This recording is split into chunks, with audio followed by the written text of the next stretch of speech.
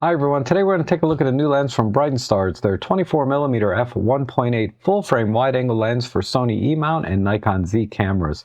And full disclosure, they did send this lens out to me for free for review, but I haven't been paid or sponsored, and as always, I'll give you my honest and fair opinion. Alright, let's take a closer look at the lens itself, and as you can see, I think it's a very handsome lens, well designed. The switches and dials here are in a very good position. They have a nice click to them, and also we have an all-metal barrel construction, metal lens mount, and also we have a 62mm filter thread here, which is also metal.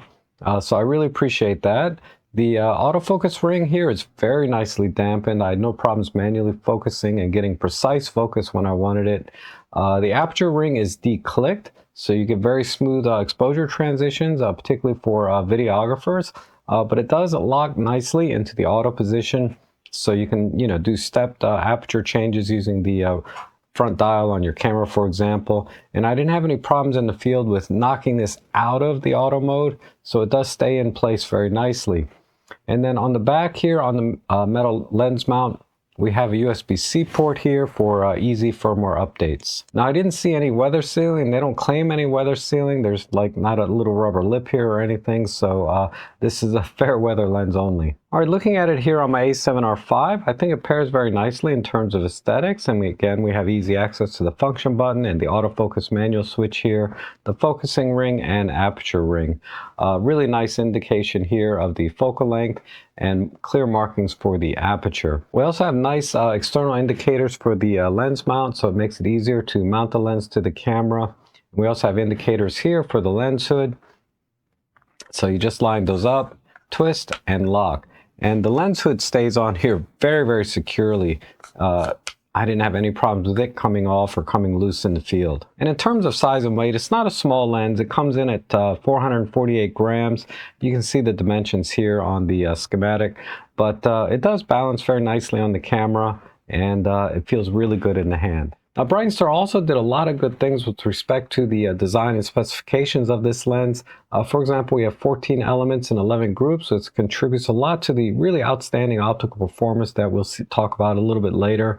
Of those 14 elements, 6 of those elements are Hoya glass, which is one of Japan's leading optical brands. In addition to that, they use coatings from the Japan Opteron planetary coating system, which basically means you're going to get really good contrast with minimal flaring and excellent light transmission.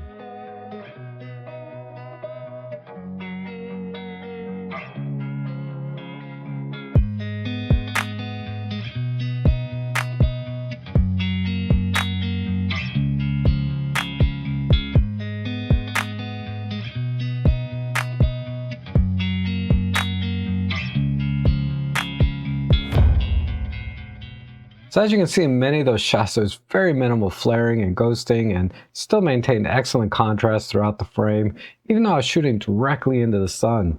But let's take a closer look at some of the optical properties using a test chart. Now, it is difficult to shoot a test chart with such a wide angle lens, and shooting at minimal focusing distances like I had to for this test is very different than shooting at more normal distances, 3 meters out to infinity, like when you're doing landscapes. But that said, we can still glean a little bit of information and insight into the performance of this lens. So let's take a closer look. Now, starting at f1.8, we do see pretty good details and sharpness here, but there is just a little bit of softness across the frame, especially in the corners. Stopping down to f2.8 and f4, we do see some pretty good improvement, but I think this lens's sweet spot is really at f5.6 and f8. But stopping down to f11 and f16, where diffraction should be setting in, we still have excellent contrast and sharpness, particularly across the frame corner to corner. So I wouldn't hesitate to use this lens even at f16 for my landscapes. However, the lens did exhibit some pretty heavy vignetting throughout the aperture range. It didn't really improve by stopping down. That said, it's very easily corrected in post-processing, and personally, I don't mind a little natural vignetting in the lens anyway. Also, I noticed some pincushion distortion, particularly in the extreme corners. And while it is fixable in post-processing, in my real-life images, I didn't really notice it at all. Another thing we like to look for are like chromatic aberrations, which is sort of like that purple fringing in high contrast areas. And I really didn't see any of that at all, even wide open. So kudos to Brightin Star for their excellent optical design in that front. Now let's turn to the autofocusing performance, where we look at the autofocusing speed, its accuracy, and also autofocus breathing, which is sort of like when the lens zooms in and out a little bit when it's focusing, say, from the minimum focusing distance out to infinity. Now the lens uses stepping motors, which are typically slower than linear motors, but as you can see in this clip here, it's focusing very quickly from near to far and far back to near, and it's not really hunting at all, and that was my experience in the field as well. It was very fast and very accurate, and you'll also notice there's virtually no focus breathing at all. They claim less than 0.5%, which is virtually imperceptible. Now here's another test looking at the autofocus tracking performance using face detect. So I just kind of walked around back and forth, up and down and around the tree, and for the most part the autofocus stayed spot on. The focusing was very, very smooth. I didn't see any stepping or jumping. It did lose focus one time for a split second, but reacquired very quickly. So again, I think a very good performance here.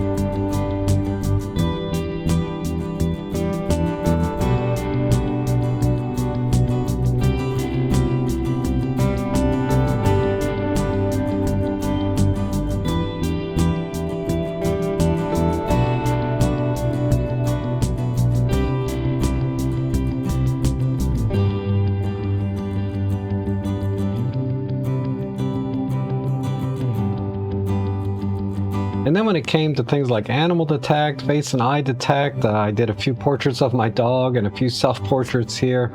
The lens performed again very, very well.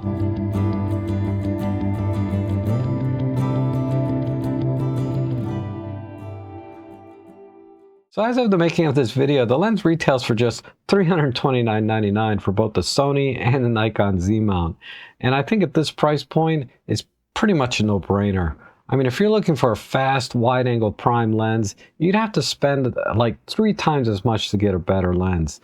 And this lens is relatively sharp wide open. It's tack sharp, you know, at f5.6, f8, corner to corner. There's virtually no chromatic aberration or focus breathing. It's very contrasty, has great color, and the autofocus is fast and accurate. I mean, the only thing it's lacking is maybe weather sealing, and I wouldn't expect that at this price point. So I think this lens presents an excellent value, and I can highly recommend it. I hope you enjoyed this review. Thank you so much for watching, and I hope to see you again soon.